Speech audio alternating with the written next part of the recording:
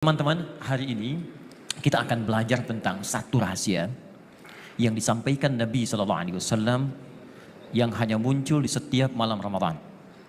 Dan jika Anda kehilangan ini di malam-malam Ramadan, maka Anda tidak akan temukan di malam-malam lain dan Anda harus tunggu sampai Ramadan berikutnya. Itu pun kalau kita masih diberikan usia oleh Allah Subhanahu wa taala. Baik, kita pelajari rahasia ini terdapat di dalam kitab Sahih Al-Bukhari nomor hadis 37. Nabi menyampaikan, perhatikan kalimatnya, man qama ramadhana imanan wahtisaban ghufira lahu ma taqaddama min dhanbi. Man qama ramadhan, siapa yang mampu menunaikan salat malam, tapi bukan di malam biasa. Ramadhana, malam-malam itu khusus terjadi di bulan Ramadan saja. Imanan wahtisaban, dan dia tunaikan karena Allah, lalu dia berharap pahala dan mohon ampunan dosa kepada Allah. Maka sejak itu dilakukan, ghufira lahu ma taqaddama min dhanbi. Kata Nabi, semua dosa-dosa yang pernah ia kerjakan bisa diampuni pada saat itu. Nah, sekarang pertanyaannya, apakah setiap orang yang sholat itu pasti mendapatkan ampunan dari Allah? Dan seperti apa sholat yang dicontohkan Nabi sehingga kita bisa meraih apa yang dijanjikan? Itu yang coba kita turunkan dalam episode kali ini. Ya, baik teman-teman, sholat apa yang ditunaikan oleh Nabi di setiap malam Ramadan? Kita akan lihat dalam keterangan hadis-hadis Nabi yang lain. Kita tanyakan pada ibunda orang-orang beriman, Sayyidah Aisyah radhiyallahu taala anha. Ya, beliau pernah ditanya oleh 3 orang sahabat Nabi. Satu ada sahabat Abdullah bin Mas'ud, yang kedua ada sahabat Ubay bin Ka'ab, dan yang ketiga ada sahabat Hudzaifah al-Yamani radhiyallahu taala anhum jami'an. Bertanya pada Sayyidah Aisyah, bagaimana cara salatnya Nabi sallallahu alaihi wasallam di malam-malam harinya? Apa jawaban beliau? Ya, kata Sayyidah Aisyah, jangan ditanya deh bagus dan panjangnya bacaan sholat Nabi. Jadi kalau beliau sholat itu tenang bacaannya. Kemudian saking tenangnya aku merasakan kenikmatan berada di belakang Nabi SAW. Bahkan pernah kata beliau saat beliau salam itu, ya aku lihat kakinya sudah bengkak saking menikmati sholatnya. Di keterangan sahabat lain, setiap 2 rakaat beliau duduk dulu tenang, kemudian berdoa kepada Allah sampai terasa getarannya ke jiwa. Sesuatu yang dikerjakan dengan tenang, nyaman, ada getaran kepada jiwa, itu dalam bahasa Arabnya disebut dengan tarwihah. Ya, tarwihah. Seakar dengan kata roh, jiwa. Kalau Anda kerjakan 2 kali, 3 kali, 4 kali, 11 kali, 23 kali, maka dijamakkan kata tarwihah, jamaknya menjadi tarawih. Asalnya begini. Maka disinilah kemudian dikenal dengan nama salat tarawih. Jadi tarawih itu asalnya bukan nama salatnya. Ya, tarawih itu sifatnya. Jadi kalau teman-teman misalnya ingin menunaikan salat tarawih, maka contoh nabinya dipopulerkan oleh ulama. Tarawih. Apa artinya? Artinya kerjakan dengan tenang. Jangan buru-buru. Ini baru takbir sudah salam. Allahu Akbar. Assalamualaikum. Di mana tarawihnya? Jadi kalau ada seseorang bangun di malam hari, kemudian menunaikan sholat, tidak ada getaran pada jiwanya, ini menunjukkan bukan tarawih yang dia tunaikan. Kata Nabi, ada orang hanya sekedar bangun malamnya saja, rubba qa'imin, laisa lahu min qiyamihi illa sahar. Tidak sedikit orang menunaikan bangun sholat di malam Ramadan, tapi tidak dapat apapun dalam sholatnya, kecuali begadang capek saja. Hanya berdiri, takbir, ruku, sujud, selesai. Dan tidak mendapatkan apapun dalam sholatnya. Supaya materi kita dipahami dengan baik, coba kita diskusi sejenak. Silakan, ada yang mau tanya sebentar? Silakan, Mas Dimas. Assalamualaikum Ustadz. Assalamualaikum. Yang mau saya tanyakan seputar tarawih nih Ustadz. Tapi kan biasanya kita melakukan tarawih itu setelah sholat isya ya Ustadz. Yeah. Nah, tapi karena alasan pekerjaan gitu ya, jadi kita nanti aja lah pas di tengah malam kita baru melakukan gitu. Tapi kan kita melakukan itu dengan alasan kesibukan pekerjaan. Hukumnya gimana Ustadz? Baik. Teman-teman penting diketahui bahwa sholat yang disunahkan ini disebut dengan qiyamul lail. Atau dalam hadis Muslim nomor hadis 749 disebut dengan sholatul lail. Sholatul lail. Ya. Sholat yang ditunaikan di malam hari. Nah, malam itu disebut dengan lail, batasnya adalah dari mulai ba'da isya sampai dengan menjelang ke fajar. Ya, menjelang ke fajar. Jadi tunaikan dari ba'da isya menjelang ke awal datangnya fajar. Itu disebut dengan lail namanya. Batasnya membentang jauh. Jamaknya disebut dengan layali. Lail, lela, lili, lala, layali. Itu malam. Ibu lela, ibu malam-malam gitu kan. Nah ini, baik. Nah dari sini Kapan waktu yang terbaik menunaikannya? Banyak contoh dari Nabi. Ada yang mengerjakan langsung ba'da isya, masuk masih malam. Kalau nanti ada kesibukan misalnya, jam 8 masih sibuk, jam 9 saya masih terjebak macet. Saya sampai rumah tiba-tiba misalnya jam 12. Boleh nggak tunaikan jam 1? Boleh, karena masuk kategori lail malam. Dan sering didapati Nabi pun seringkali mengakhirkan sholat di malam hari untuk mendapatkan kekhusyuan.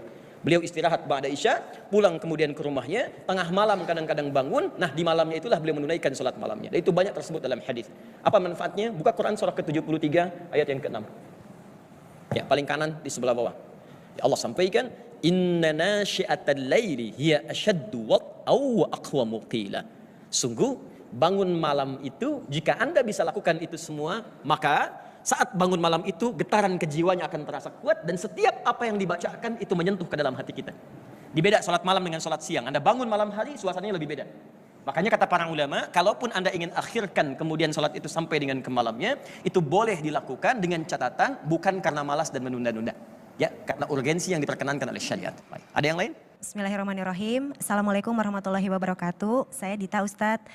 Gini, kalau misalkan saya datang ke masjid untuk mengikuti sholat tarawih berjamaah, tapi saya datangnya terlambat. Jadi pada saat saya hadir itu sholat jamaah sudah dimulai.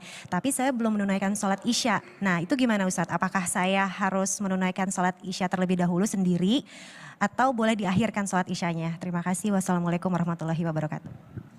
Nah, sekarang pertanyaannya, Ustadz, kalau saya datang terlambat ke masjid karena kondisi yang memungkinkan demikian, maka apa yang diawalkan isya atau tarawihnya? Tetap awalkan isyanya terlebih dahulu. Karena tarawih tidak ditunaikan kecuali setelah menunaikan sholat fardu isyanya. Isya tunaikan dulu, setelah itu Anda bergabung kemudian mengejar tarawihnya. Kalaupun imam tersisa tinggal 2 rakaat, ikut 2 rakaat di situ. Dengan imamnya, setelah itu kemudian bisa Anda tambahkan semampu dan maksimal yang bisa Anda lakukan. Lalu tutup dengan witirnya. Jelas sampai sini? Baik. Jadi Mbak Dita kalau datang imam tinggal 2 rakaat, gabung 2 rakaat lagi. Bagaimana Ustadz kalau imamnya witir misalnya? Mbak Dita bisa akhirkan witirnya. Ya, jadi setelah itu Anda teruskan, malamnya Anda bangun, teruskan lagi, nanti tutup witirnya dengan sendirian. Boleh? Jelas ya? Saya Reza Ustadz, saya mau nanya. Tetangga saya, dia biasa sholat tarawih 23 rakaat, tapi nggak sampai 10 menit, Tat. Ada lagi tetangga saya lagi nih sebelahnya Pak RT. Jadi dia sholat 11 rakaat, tapi ini hampir 1 jam. Baik. Nah itu mana yang baik Ustaz? Apakah 23 rakaat 10 menit ataukah 11 rakaat 1 jam? Mana yang paling utama? Atau jangan-jangan di dua itu ada yang lebih diutamakan oleh Nabi SAW. Kita lihat keterangan Nabi ya. Pertama prinsipnya, kita ambil dulu hadis riwayat Muslim nomor hadis 749, ini dasarnya. Anda tadi sebutkan yang 11 itu ya, ada ditemukan di Al-Bukhari. Nomor hadisnya 2008, yang ini Sayyidah Aisyah radhiyallahu taala anha yang meriwayatkan, yang ini Ibnu Umar, anaknya Umar bin Khattab ya. Radhiyallahu taala anhuma. Kemudian formulasi 11 yang kedua, ada yang 22 ujungnya 1, ditemukan di riwayat Abu Daud. Nomor hadis 1369, yang ini meriwayatkannya Ibnu Abbas, anaknya Abbas radhiyallahu taala anhuma. Kemudian formulasi yang 23 tadi seterusnya bisa ditemukan di Al-Bukhari juga, keterangan Umar bin Khattab radhiyallahu taala anhu. Kita ambil nomor hadisnya 2010 sampai 2012 ya. Paling kanan sebelah bawah di kitabnya. Ini keterangannya Umar bin Khattab. Baik, kita mulai prinsip yang pertama. Pertama, berdasar keterangan Nabi, ini bukan Adi Hidayat yang sampaikan ya, Nabi yang tuntunkan. Dalam hadis Muslim nomor hadis 749 dari sahabat Ibnu Umar radhiyallahu taala anhuma. Kata Nabi, "Sholatul laili mathna mathna." Salat malam itu silahkan tunaikan oleh Anda mulai dengan 2 rakaat paling minimal. Ya, berapa rakaat? Ya, jadi paling minimal tunaikan 2 rakaat. Kemudian setelah itu ada waktu tambah lagi, mathna, terus 2. Terus 2, tidak pernah disebutkan batas.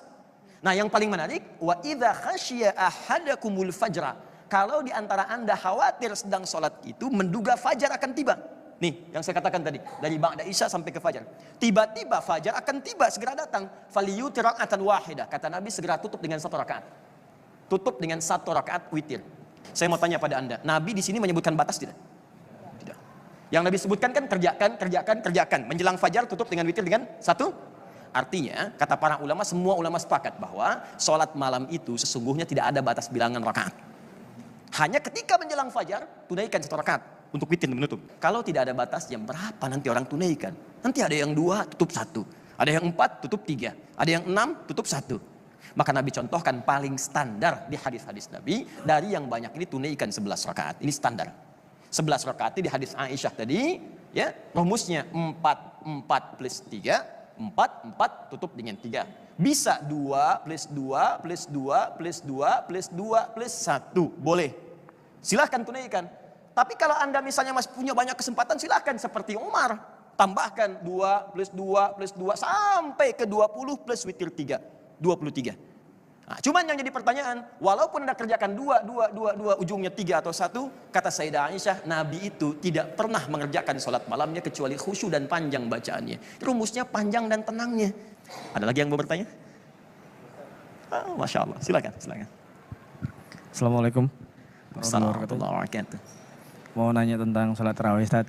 Baik. Apa benar kalau dengan sholat tarawih itu bisa menghapus dosa-dosa masa lalu, Ustaz? Ya. Syukran, Ustaz. Jazakallah khair. Baik. Ya, perhatikan hadis Nabi SAW ketika selesai menunaikan sholat di setiap 2 rakaat, beliau kemudian duduk dan berdoa kepada Allah. Perhatikan doanya. Allahumma innaka afuun tuhibbul afwa fa'fu anni. Allahumma innaka afuun. Ya Allah, Engkau itu maha pemaaf, penghapus seluruh dosa-dosa, pengampun segala kesalahan-kesalahan. Tuhibbul afwa, Engkau mencintai orang-orang yang senantiasa ingin bermohon ampunan kepadamu. Fa'fu anni, aku merasa malam ini punya banyak salah, maka mohon ampuni dosaku.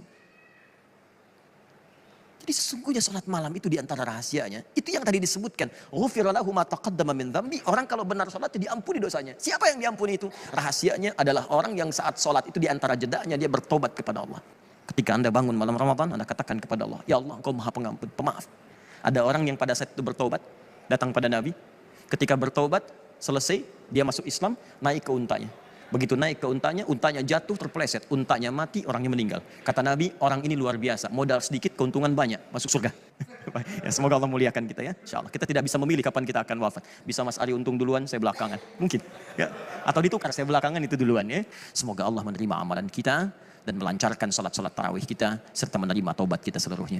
Allahumma taqabbal minna innaka antas samiul alim wa tub alaina innaka antat tawwabur rahim. Allahumma rabbana atina fid dunya hasanah wa fil akhirati hasanah wa qina adzabannar. Allahumma ya Allah ij'alna minal musallin fit tarawih rakha'an ya Allah mutmainnin. Ya Allah jadikan kami orang-orang yang salat tarawih dalam keadaan tentram, tenang dan khusyuk. Waj'alna minal khashi'in, jadikan kami orang-orang khusyuk yang mengharap perjumpaan denganmu di hari kiamat nanti. Allahumma tawaffana muslimina husnal khatimah